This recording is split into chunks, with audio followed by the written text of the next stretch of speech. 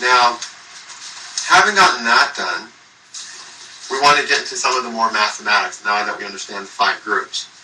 Okay? One thing that's real easy is that each Varga has a primary effect, meaning this is the most important thing to look at this Varga for. And Parashar tells us the first Varga is for Deha, the body. The second Varga is for Sampat, which is wealth and accomplishment. The third Varga is for happiness with siblings. Okay? Well, I'm going to start at Aries here. First house is body, right? Second house is wealth. Third house is siblings. Fourth house is treasure and property. So you see how what he says about the Vargas. Today we're going to get into Vargas in a way that you normally won't find. Varga 4 is fortune, the material fortune of wealth and property, and wealth above and beyond what you need to survive, and so on. You see how the Varga number relates to the house in question. Okay? So in every Varga, the most important house to look at is the number of that Varga. So in the Navamsha chart, which has to do with spouse and marriage, people jump to the 7th house. No. The most important house in the Navamsha chart is the 9th house. Okay? In the Saptamsha chart, which has to do with children, astrologers run to the 5th house. No. For the Saptamsha, the 7th Varga, the most important house to look at is the 7th house, because it's the 7th Varga. So whatever Varga number it is, that's always the most important house in that Varga. It's more important than the Lagna in that Varga. It's the critical house. If that house is good and everything else sucks in that Varga, you're still going to do pretty damn good in that Varga. Okay? Now, there's some funny things with that though. For instance, he gives us 1, 2, 3, 4, he skips 5 and 6, and he gives 7, which is Saptamsha, which is for children though. Then he skips 8, then for Navamsha, which is 9, which relates to the 9th house, he gives spouse. And you're like, wait a minute, what's wrong in this picture? The spouse is ruled by the 7th house, and the children is ruled by the 5th house. And the 9th house rules religion. Doesn't make sense at first. Well, we have to take him and believe what he says, and also use the logic of the Saptamsha as the 7th Varga, and therefore relates to the 7th house, and figure out what does that mean. Well, what are children? Children are the productivity of a partnership. You know, children are something you cannot do all by yourself. You can have sex all by yourself, but you cannot have children all by yourself. Okay? Even if you get a sperm donor, you're still borrowing somebody else's, semen to get that child. So you can't produce a child yourself.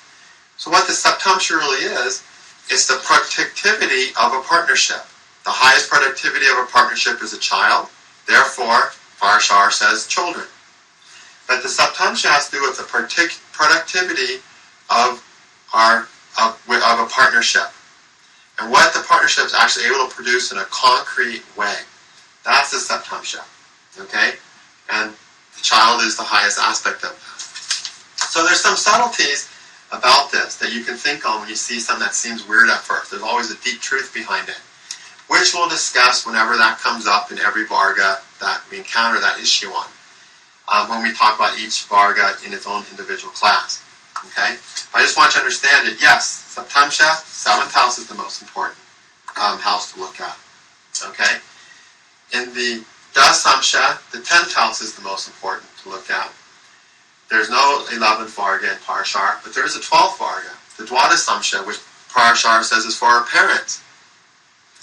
And the most important house in that Varga is, that's right, the 12th house. Why? Well, we'll figure that out when we get to the Dwadasamsha class. So anyway, the most important house is always the house that is the same number as that Varga. Jump right to that house when you analyze that Varga. That's where you start in that Varga. Okay? That's the primary effect of every Varga.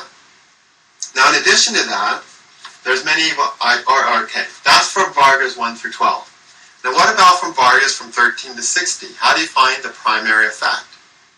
And the most important house, or the secondary most important house?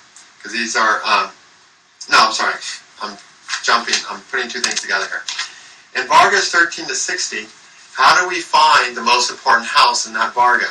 With Vargas 1 to 12, it's easy. We just go 1, 2, 3, and so on. But in the other Vargas, we have to first subtract 12 until we get a number that's 12 or less.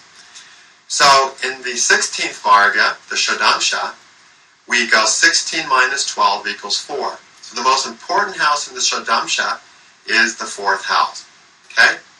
In the 30th Varga, the Trim Samsha, we go 30 minus 12 is 28, minus 12, 30 minus 12 is 28, 30 minus 12 is 18, 18 minus 12 is 6. So the 6th house is the most important house in the Trim Samsha.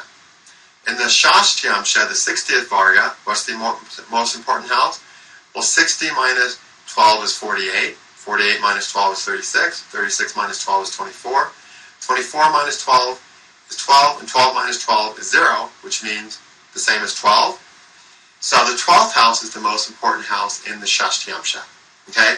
So for all those higher Vargas above 12, you just subtract 12 until you get it down to a number between 1 and 12, and that's the critical Bhava to look at in that Varga chart.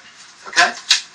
So those are all the critical Bhavas, the primary Bhava and the primary effect of that. And sometimes that's really interesting. For instance, two commonly made mistakes, huge mistakes in using Vargas, is in the Siddhamsha, the chart of perfected knowledge, and the Vimsamsha, the chart of devotion.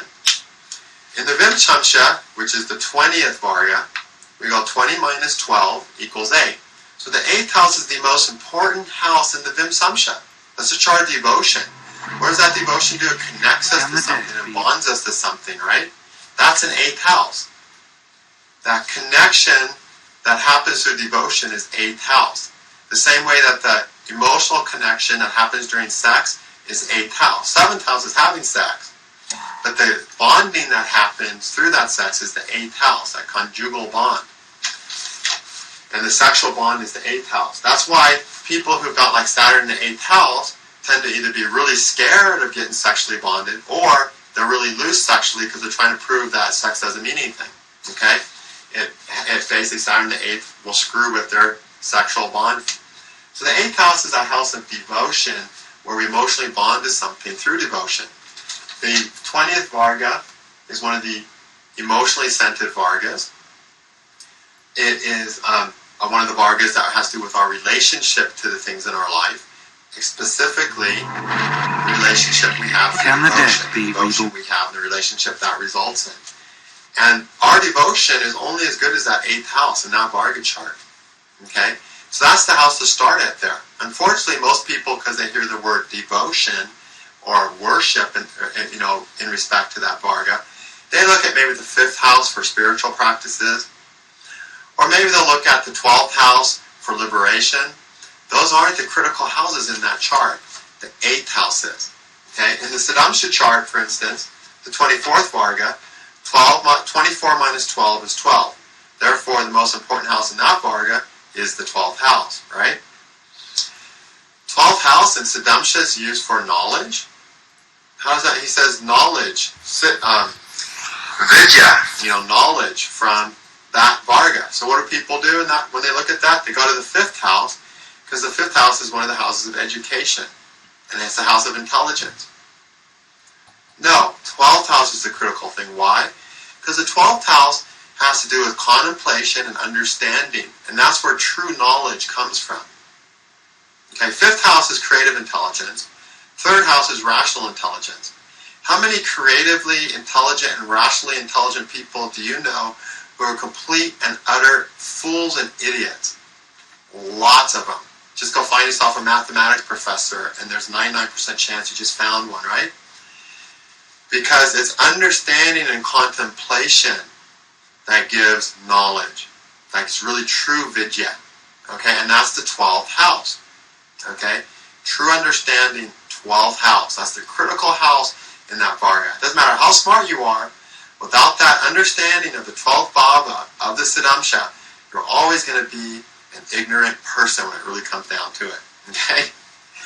So, our capacity to understand is that 24th Varga, the 12th house in it.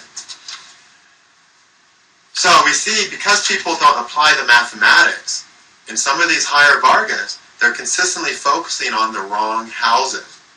And therefore, they're not even using that Varga properly. They'd be better off not even using it, in fact.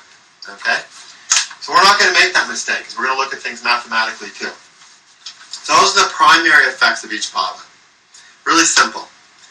Now the next part's a little confusing. We have something called the secondary Bhava effects of each Varga, meaning that each Varga is going to have secondary Bhavas of importance. Now, if you don't do the math, you would never think that these were really important Bhavas in that Varga. That there's going to be lots of surprises where you find out, wow, that makes total sense. Okay? And how do we come to those secondary Bhava effects? What we do is, we do mathematical manipulations to the numbers. Okay, there's a process in numerology, there's several processes where we can play with the numbers, manipulate the numbers to come up with new numbers that gives us more insights into those numbers. Okay? One of those is called reduction. Numbers can be reduced. What does that mean? That means they're reduced to a one-digit number, which means they're reduced to a value of 1 to 9. 1 to 9 is everything that exists as 1 to 9. That's why we have 9 planets, right? 9 planets, 9 numbers. The minute we go to number 10, what is number 10? Number 1 on another level. The 0 is the another level, and the 1 is the 1. So 1 and 10 are the same, except that 10 is a 1 operating on another level. And then you take it to that next cycle. Okay? So, for any number that's greater than 9, to understand what that number is really doing, we need to reduce it to a number between 1 and 9. And then we can see on that level, what is that number doing? Okay? So, the number 10 reduces the 1.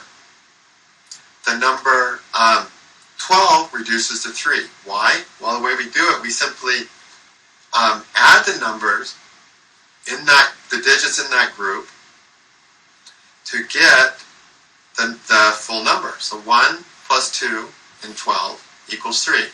Right? So here we got 12. I'll write it down, make it easy. 1 plus 2 equals 3. Okay? So we add up the individual digits in the number to arrive at a single digit number. Say we have the number 123. 1 plus 2 plus 3 equals 6. So 123 is really a number 6, just on some level way up there. Okay? So I always have to take all the numbers in the Varga, add them up, all the digits, and see what they are. So there's a table I give you where there's a column that says reduction. Well, first I'll explain the table a little more. In the first column we have the Rashis. Okay? Rashis 1 through 60, all 16 of those. In the second column we got the Varga divided by 12 equals the remainder, which means that primary house. That number in that column is the primary house in that Varga. Okay, so in the Dwada Samsha, the primary house is 12. In the Vim Samsha, the primary house is 8, and so on. Okay? So that shows the primary house. Then we've got a column for reduction, which is when we add up the digits in that the digits in that number of the Varga to come to a single digit number. That indicates one of the secondary houses to examine in that Varga. So for instance, in the Dwada Samsha, which has to do with parents, 1 plus 2, because Dwada Samsha is Varga 12, equals 3. So the third house in the Dwadasamsha becomes a really important house. Think about it. How can the third house be important in that chart? Well, it's about parents, right? What's the main thing in your life that has to do with you and your parents? Your siblings, right? The amount of parenting you get, the type of parenting you get, has so much dependency on your siblings, doesn't it? Okay? You can't even talk about your parenting without talking about your siblings, can you? You know, my dad always loved my sister the most, right? The minute you talk about your parenting, you have to talk about your siblings. I was a single child, so my parents spoiled me.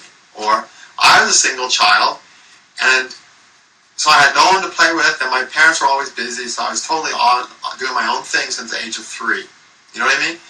Siblings and parents, parenting goes hand in hand. So you see how mathematically we see that truth by the Dwadasamsha, one of the secondary important bhavas in that chart being the third bhava. Okay? So, by reducing the numbers, which means you add up the numbers in a 2-digit number until you get a single digit, we end up with one of the secondary bhavas. So you have to look at that bhava as well, because that bhava is going to sort of be something that determines the well-being of that Varga, or has something that doesn't determine the well-being, but has a huge impact on the well-being of that Varga. Your siblings is going to have a huge impact on how your parents did with you, right? Say you had a sibling who was really sick, and so it took all your parents' time to take care of that sibling, and you got neglected. That sick sibling impacted what you got from your parents. Okay? So, this secondary thing where we get from reduction, always something huge that impacts it. In the Siddhamsha, well, Siddhamsha is 24, the chart of knowledge, of vidya. 2 plus 4 equals 6. The secondary bhava in the Shodamsha, that's arrived after a process of reduction, is the 6th bhava, the bhava of difficulties and obstacles. Well, doesn't that make sense? You know, when did I learn about astrology? Because I was hitting the wall in my life and I needed to understand it, right? It's the obstacles in life that you have in life that help you arrive at your understanding. You know, we try to understand what's in our way so we can deal with it, cope with it. Even someone, say, who has this car breakdown, he has this obstacle of a broken car, and then he tries to understand it so he can fix the obstacle and get the car running. So, obstacles are an essential part of us arriving at understanding. The scientist who's trying to cure cancer has this obstacle that he can't cure cancer, people are dying. So what does he do? He does research, tries to understand it. And he would never be doing that. He would never develop that understanding if there wasn't the obstacle in the first place. Okay? So you see how important these secondary bhavas are that are arrived at by reducing the 2-digit Vargas into something else. Now in Vargas 1 through 9, you can't reduce them. In those Vargas, the house number of the Varga is everything in that. In the Navamsha, for instance, this chart of spouse and marriage, the 9th house is everything in that Varga. Almost everything, most everything in that Varga, because you can't reduce 9. You could reduce 9 is 9, right? So it gives an extra emphasis in Vargas 1 through 9 to that critical house. It's especially important. You don't have a house to bail you out. In the Siddhamsha chart, if your 12th house isn't that good, but you got a really good 6th house, you're still able to overcome obstacles through your knowledge. Okay? And that 6th house will make that chart better. But in the Navamsha, if your 9th house is trashed, there's no happy marriage in your life. You don't have the philosophical system to have happy marriage. It's just that simple. Okay? And there's not a house like the 24th Varga that can really help make up for that other bad house. So the Vamsha and Vargas 1 through 9, that critical house is also the first secondary house, so it's a really, really important house. Then other Vargas above Vargas above 10, there's always a house there that can help that Varga out. Okay? Alright, so that's reduction. The next thing that we can do with numbers is we can do something that's called addition. And addition has the idea, and first we call this first step reduction because we're reducing a 2-digit number to a 1-digit number. I know the process of doing that requires us to add things, so you could call that addition. But it's called reduction because we're reducing from a 2-digit number to a 1-digit number. And of course, a 1-digit number is always lower than the 2-digit number, so we're reducing it. Okay? The next step is addition. Now, addition has the idea that any number has within it all the other numbers. And all those numbers work together to do something. So the number 3 is 1 plus 2 plus 3.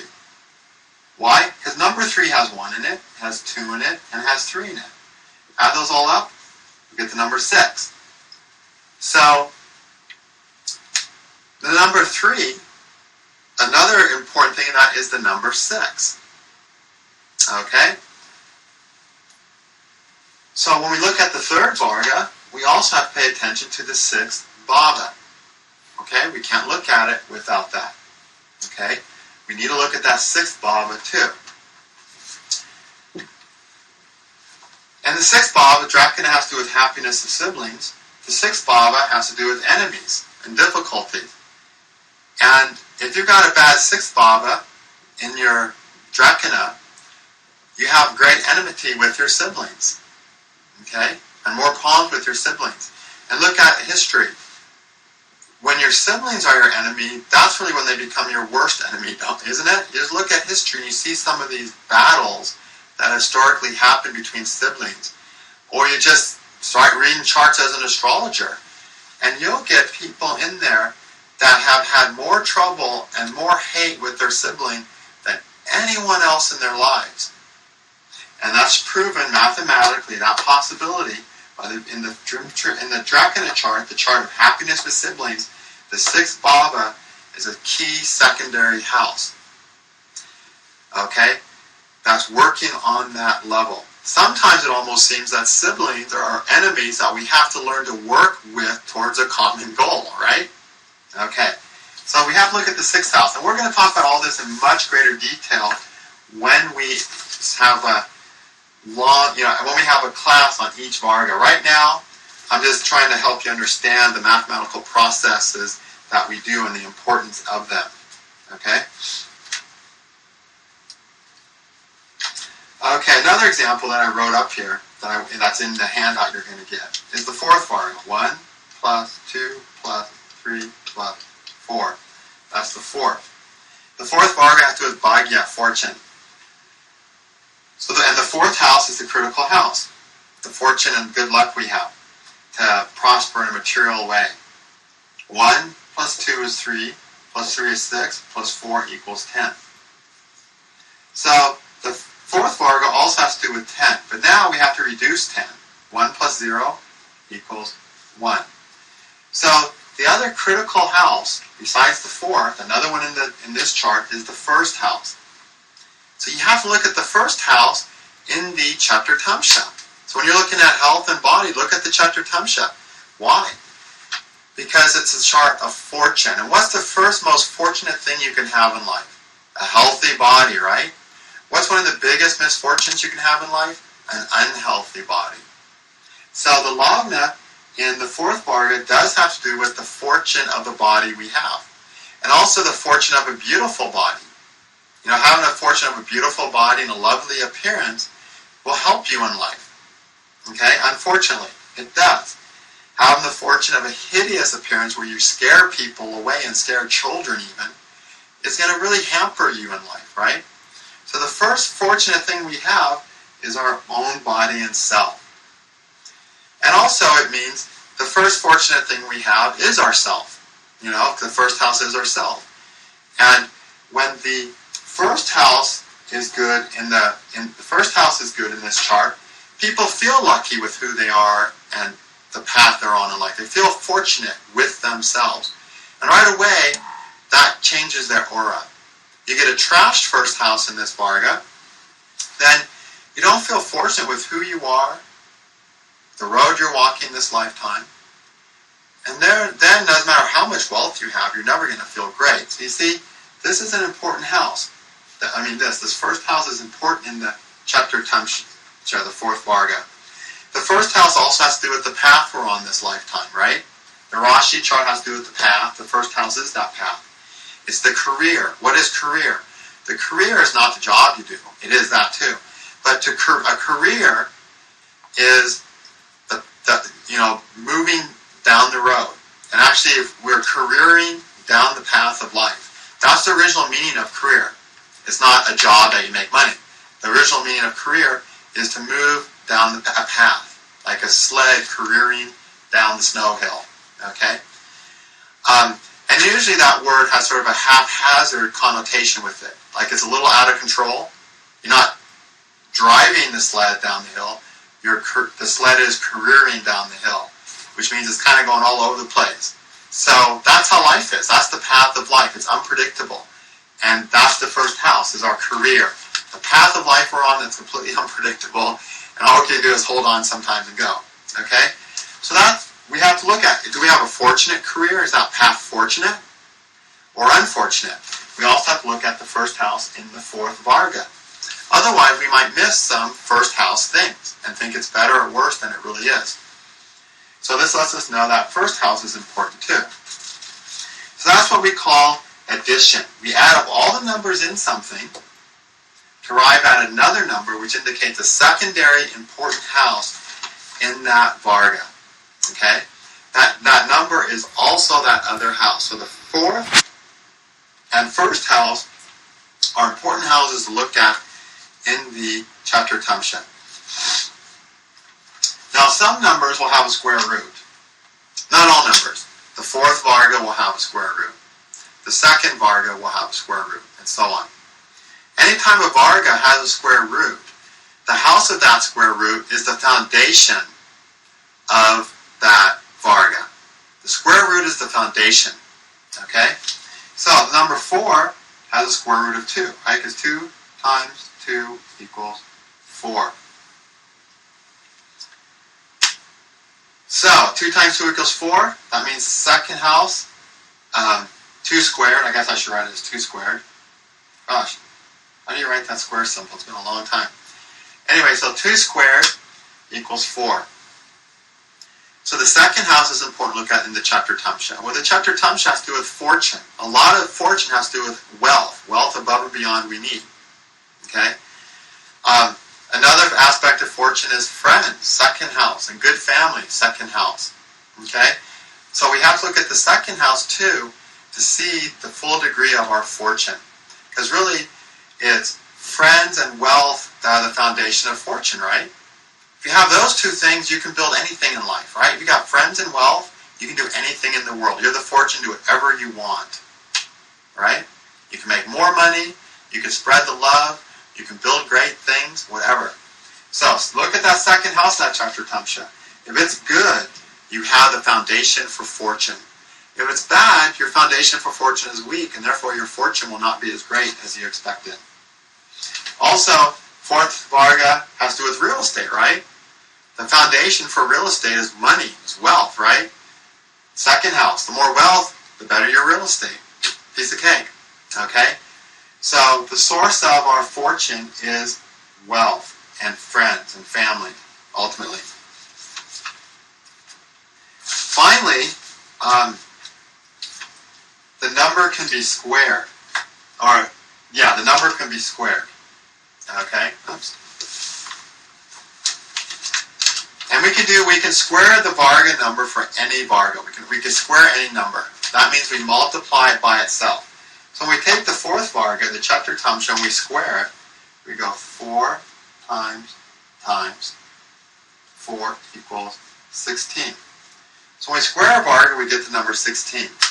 And the square is always what that thing is going to lead up to. Because remember, the square root's the foundation, right? So the number 4 is the foundation of what it's going to square to, which is the number 16. So fortune, which is 4, is going to square and is the foundation of 16. Well, what's 16? Well, we got to reduce it. 16 equals 1 plus 6 equals 7. So fortune is the foundation of the 7th Bhava in this Varga, not in all Vargas, but in this Varga.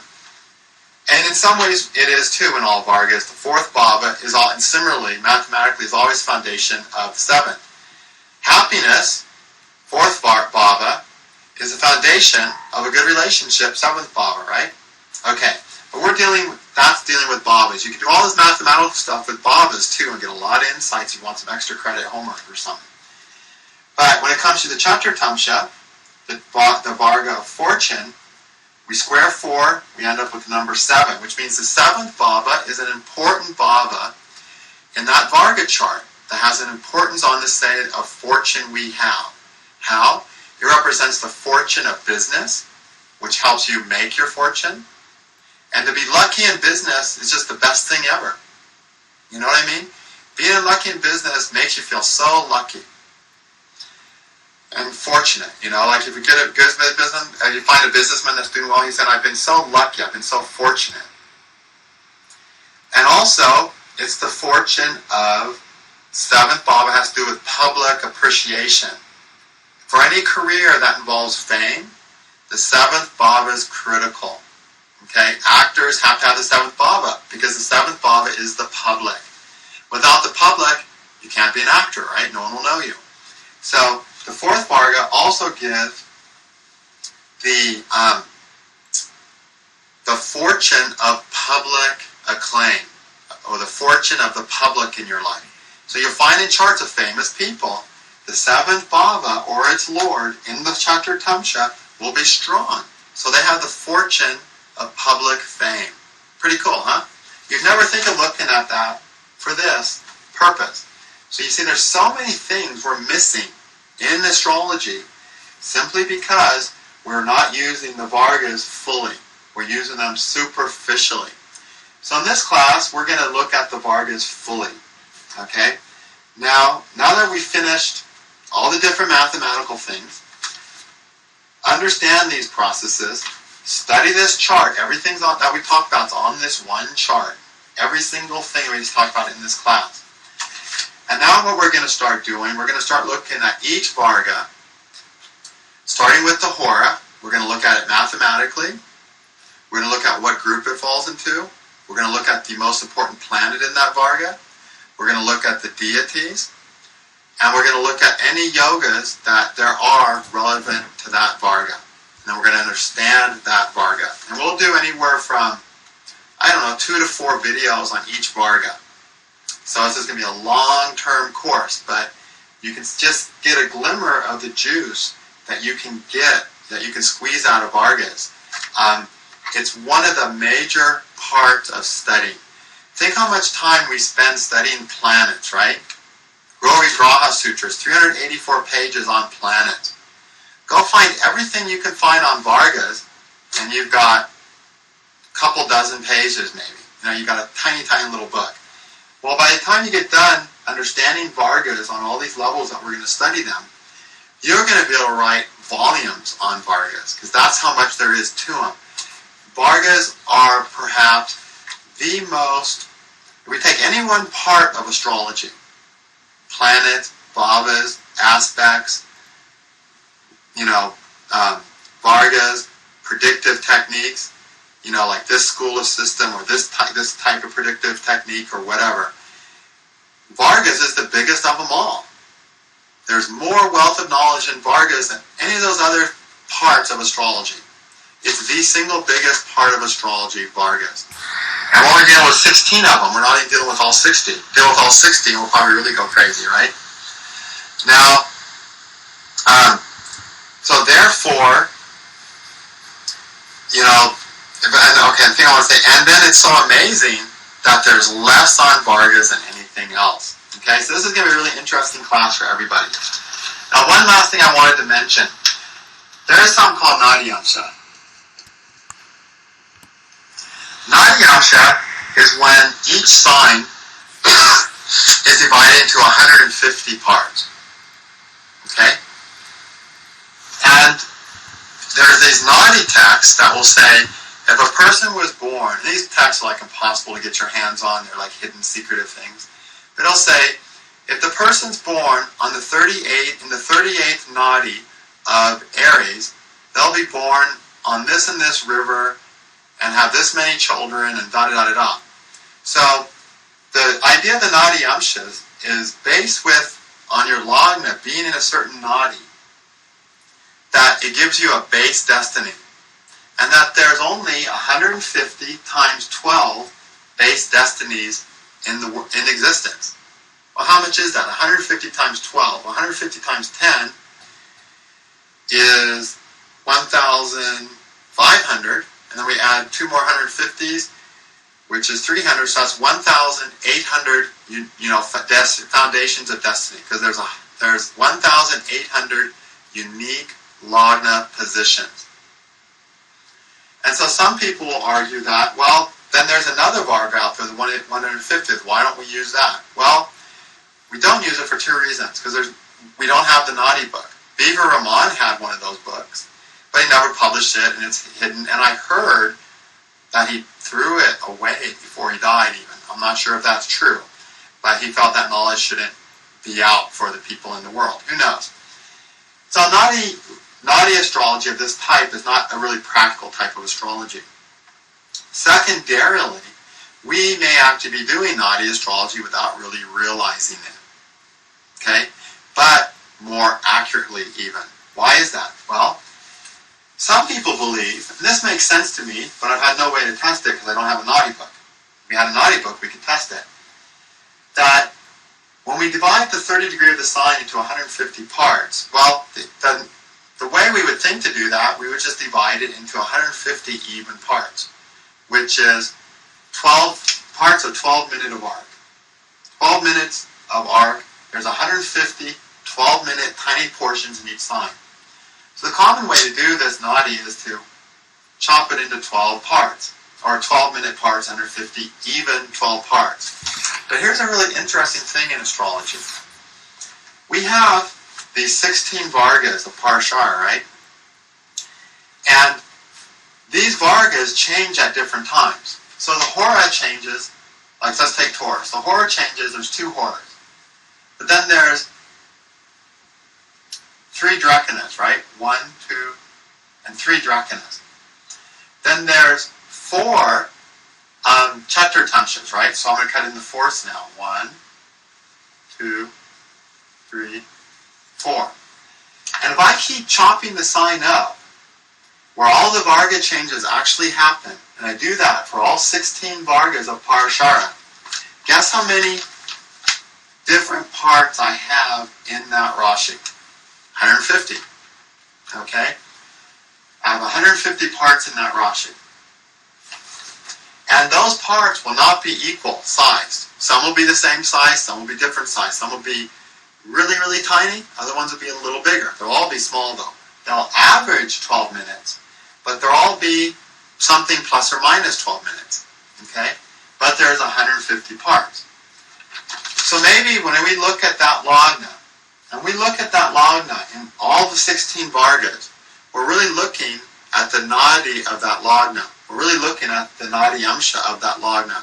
But not in a really superficial way of just saying if it's on this degree, this is the result. But we're looking at it in the context of what all the planets are doing to that lagna. And then we just don't have a foundation. We don't just have a foundation destiny. We have the full destiny, the unique destiny of that person, because we're looking at all the influences to that lagna by all the planets and where that lagna lord is and the dignities and so on, which are going to be different for everybody. Even though every day the lagna goes through all 1,800 nadi amshas, that means every day all the unique destinies are created. All the foundation destinies are created, but the unique destinies are completely different because of what's happening to that lagna, which is what we do when we examine all 16 Vargas correctly. Furthermore, we also do that for the other 12 Bhavas, which Nadi astrology ignores. And now we have the full destiny of the person with everything in their lives. So, When we talk about Vargas, people say, what about Nadi Varga? Well, that's my take on Nadi Varga. It's a quick, shortcut way to a foundation destiny, but it's not a specific destiny. If we want to get that specific, unique destiny, we have to do our work by looking at those Varga cusps and planets and all 16 Vargas. Okay? And then we see the full destiny of the person. And by full, I mean full. All the subtleties, all the big things, all the little things, 90% of the things that astrologers never even think to look for that are happening in that chart. Whereas with the Nadi book, it'll just tell you a couple of big foundational things, which would be really cool to know.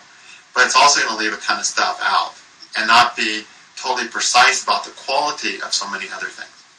So, what I've come to learn, there's no shortcut to astrology. There's no shortcut, easy way. Do it because we love learning. Learn the Vargas and apply your techniques, and a whole new world will open up to us over the next few weeks while we do that.